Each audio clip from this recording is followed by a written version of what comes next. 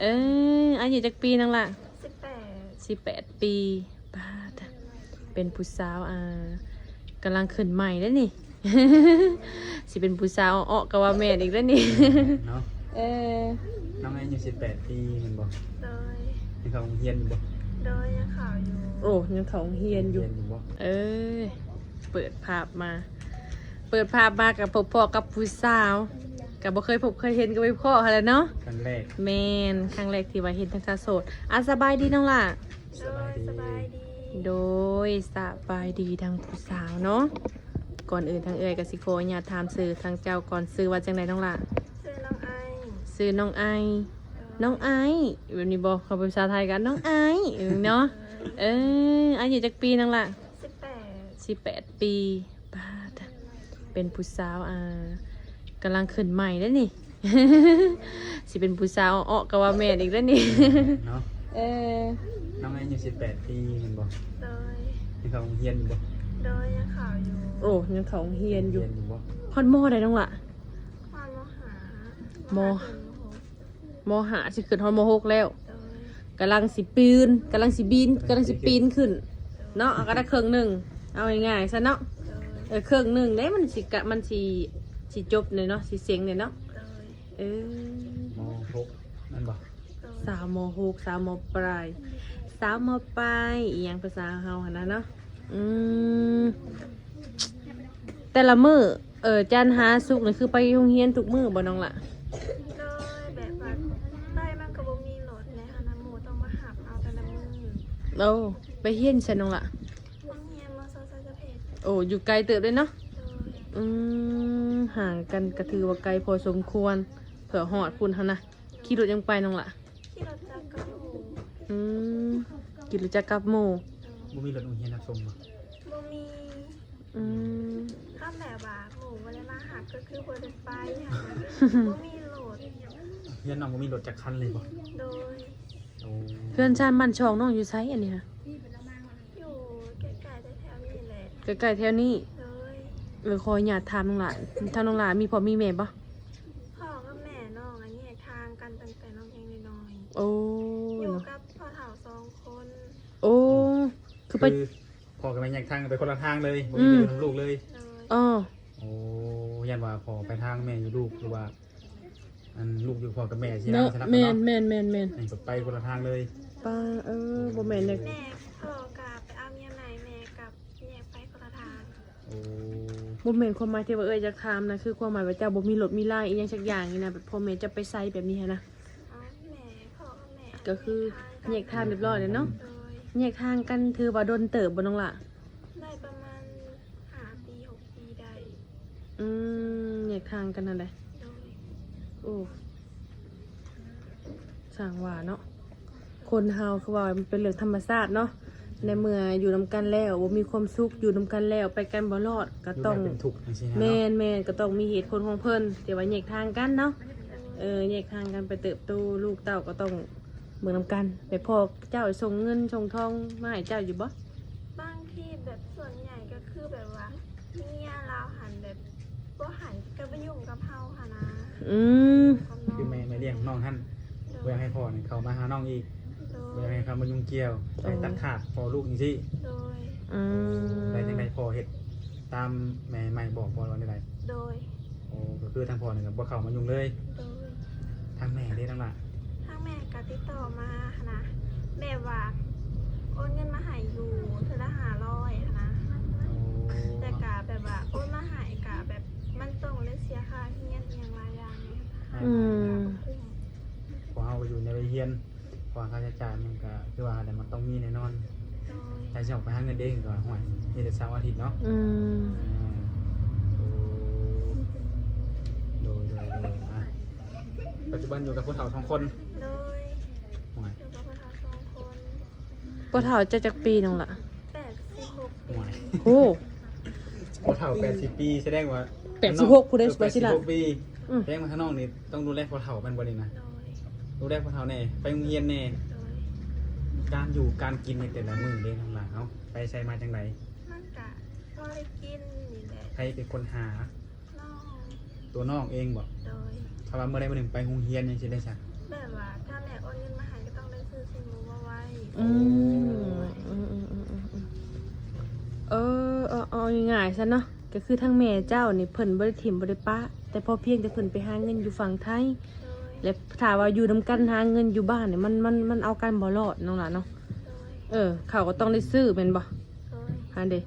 ข้าวต้องได้ซื้อที่อยู่ได้กินเพราะว่าทางเจ้านี่แม่ใหญ่ได้อจ้ะ แม่ใหญ่แล้วเสียแล้ว หันเด้น้องเจ้าก็บ่มี โดย ลูกสาวเดียวแบบนี้หั่นน่ะเนาะเจะต้องได้อยู่กับพ่อใหญ่2 คน โดย สร้างว่าเนาะว่ามาแล้วก็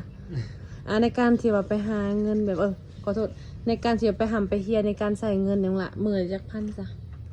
บางทีก็3บางทีก็50นะ โอ้ ตามปริมาณ โดย ตามปริมาณอยากได้อยากกินแมันบ่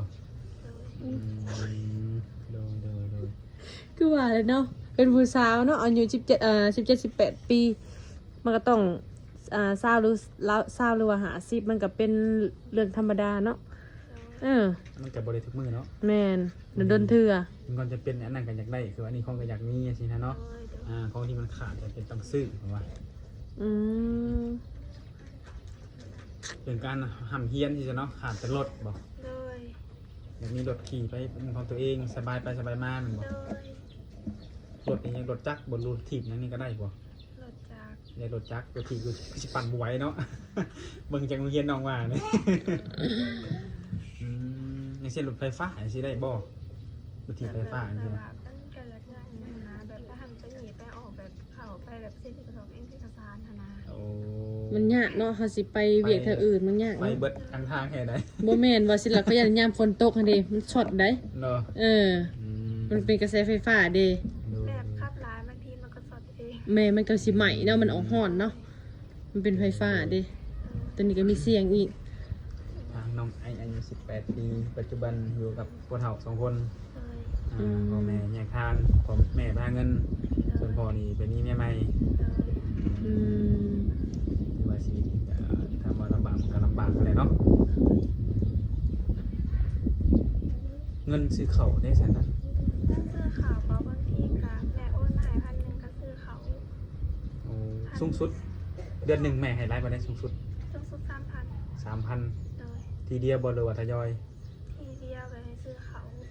คือแบ่งให้น้องใช้นี่เนี่ย500ที่เหลือก็ซื้อของเขาเพื่อน เลย แบบนี้บ่ เลย โอ้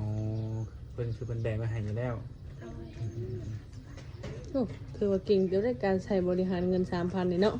อืม อืม ๆน้องว่าแหละเนาะจำเป็นใช่ของเป็น1มาเข้าซื้อเป็นสอบบ่หรือว่าเป็นกิโล แบบเป็นสอบที่เป็นสอบกระซานนะ โดยสอบหนึ่งรายประเด็นน้องสิ สอบ1 500,000ปลาย 500,000กับใบพันอีกปิ้วแล้วเนาะ500,000 ใบพันอีกปิ้วแน่นอน5,000นี่เข้าสอบหนึ่งกินได้โดนบันได2 คนนะ ประมาณเดือนปลาย เดือนปลาย2 เดือนเนาะ อืม เข้านี่คือ4บ่บันไดเนาะก็คืออาหารทั้งนั้นเนาะ เคย แม่นบ่ เลย อาหารนี่กินแต่ชิ้นหมูให้เราเบิ่งยังบ่ มันก็มีอย่างอื่นนำนี่แหละ บ่ ว่าบ่ได้เลยว่าสิล่ะบางมื้อกินข้าวดีเพิ่นเบิดไว้คือกันได้ข้าว บางเดือนนี่ของกินดีได้จ้ะ เนาะว่า กินข้าวแซ่บนี่ได้จ้ะ ว่านี่หมายถึงสิเป็นสอบนี่ เออ มันก็บ่เสียเนาะเก็บไว้ได้ดนนะ อืม อย่างเช่นอยู่ในกินเก็บมาไปดนกับไรเชียอีกวันนี้ถ้าเกิดคิดนี่รุดออกไปนอกหรือว่าลงไปนี่นะแบบคนทางไกลสินะเอ็นดูสงสารอยากดูแลอยากเลี้ยงสินะแบบหักแพงแบบบ่าวสาวสิเอาสิไปเนาะสิว่าจังซี่ซะ เออ น้องสิว่าได้ใด การจะแบบอ้ายแบบน้องนี่แหละแบบเมื่อกี้เราเป็นอ้ายเป็นน้องถ้าแบบเป็นลูกต่อกับคิดเราเป็นพ่อเป็นแม่กันอีหยังประมาณนี้ แต่ว่าถ้ามีว่าเขามาจีบก็ยังบ่พร้อมที่จะมีมันบ่ โดยเพราะว่าเรายังเรียนหนา โอ้โดย อย่างอันนั้นอยู่เรื่องนี้ให้มันจบก่อน โดยดีน้องละดี อืม ดีแล้วล่ะเนาะคือว่าเป็นของที่ดีแต่ว่าได้ตามเฮ็ดให้ได้เด้ โดย ฟังน้องละถามคำหนึงสมมุติว่าหนุ่มๆนะทางสองเอื้อยกับสองบ่สิลัดนี่ปัดไปเห็นเจ้าแบบสิสะป้าสิมางามแท้อยากได้อยากจีบ อยากล้มแบบนี้หั่นน่ะน้องละ ล่มได้แต่ว่าจะจีบเลยเนี่ยเพราะว่าน้องยังเรียนอยู่หนา โอ้อย่าบอกไอ้ตอนนี้บอกว่า ล้มได้จีบได้ข่อยบ่เอาข่อยบ่มักเจ้าข่อยบ่ล้มเจ้าฟาดใส่ผมไปยืมเขาอันตรายกันได้เลย พ่อน้อง ก็คือก็มาก็คือยังเฮียนเนาะ โดยแบบเส้นมากอะล้มได้ ล้มได้ตอบได้ โดย แต่อย่าไปเอาใจให้เขาได้บ่ต้องแบ่งใจให้เขาเจ้า ล้มได้ อย่าบอกว่าเอ้ยมันมีใจให้เพิ่นแล้วก็บ่ว่าได้เลย เอาง่ายๆคือเว่าแบบนั้นเนาะก็คือคุยแบบพี่แบบน้องลุงแบบป้าแบบพ่อแบบแม่ที่นั่นมาเนาะกำลังคุยกันได้ ถ้าแบบเที่ยงทีเที่ยงโคตรพี่น้องกะแบบทอยเพราะว่าน้องกะยังเหมือนเนี่ยนะ ความฝันนี่คืออยากเฮียนฮอดจบม.7 บ่น้องล่ะโอ้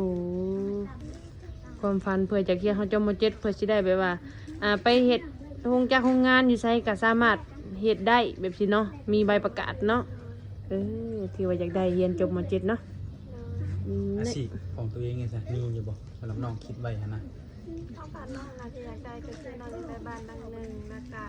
มีรถแล้วก็มีเป็นแบบดินของเป็นของตัวเองอะนะ เดี๋ยวทุกคนมีในสมองบนน้องหลาทุกคนนั่งคือกัน ว่าความพันแบบจุดประสงค์สิว่าอยากมีสั่งเฮ็ดเทือนเฮ็ดหยังเข้าใจแบบว่ามันเป็นอาชีพของเจ้าน้องหล่ะสั่งอะไรเขามาติดตัวตนเจ้านี่ แต่ว่าก็คือแบบถ้าลองแบบว่ายังเห็นทำมันได้แต่ว่าน้องก็ยังแบบมีอยู่ขนาด เอาง่ายๆซะเนาะอย่าได้ผัวเฒ่าแก่ว่าซะ ยังได้อยู่นี่บ่ อยู่ จ้า ครับบ่ก็ไม่ใช่จังน้อง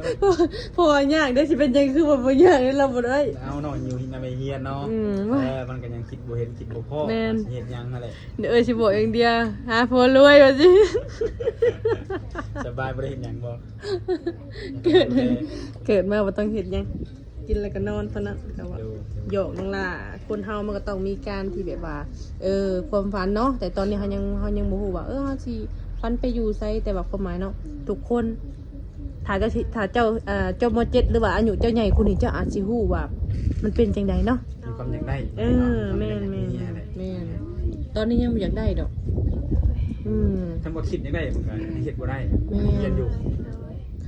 คือน้องว่าหั่นแหละอยากได้รถได้ดินได้เฮือนช่วยหนัง2คนนี่ก็อยากได้เพราะอยากตายเลยดิ แต่ก็ยังหาอยู่เนาะ หาจนตับปีนน้องล่ะก็ยังบ่ได้ ได้ก็สู้อะไรนั่นแหละยังก็อยู่ขึ้นก็ความสามารถของเราความตั้งใจของเราแหละเนาะถ้าเฮาสู่บ่ท้อบ่ถอยซะมื้อนี้เป็นของเฮาพยายามบ่สู่บ่เลยว่าถ้าเฮ็ดหมู่ได้ก็บ่ต้องน้อยใจบ่ต้อง